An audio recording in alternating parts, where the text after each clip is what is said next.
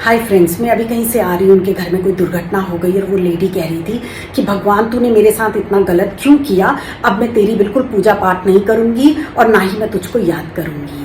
सोचिए, ये हम ईश्वर के बारे में बात कर रहे हैं जो हमारा माता पिता है।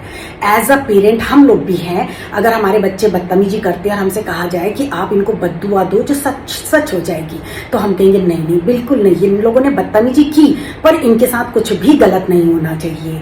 तो सोचिए, जो ईश्वर इस सृष्टि का रचयिता है, हमारा माता पिता है, वो और इतना शक्तिशाली है, वो कैसे कह देगा कि एक ही समय में मेरे कुछ बच्चों के साथ तो बहुत अच्छा हो और कुछ के साथ जितना गलत हो सकता है वो हो। भाई, उसको कुछ के साथ ऐसा क्या प्यार है और हमारे साथ ऐसी कौन सी दुश्मनी है कि वो हमारे बारे में इतना दुख लिख रहा है। तो ये सब सोचकर हमें जो हमारे साथ गलत हो रहा है उसकी जिम्मेदारी लेनी पड़ेगी कि किसी ना किसी हमारे गलत कर्म का फल इस रूप में हमारे सामने आ रहा है और अब ये हमको, हमारी गलती थी इसलिए भोगना भी हमें ही भोगना पड़ेगा।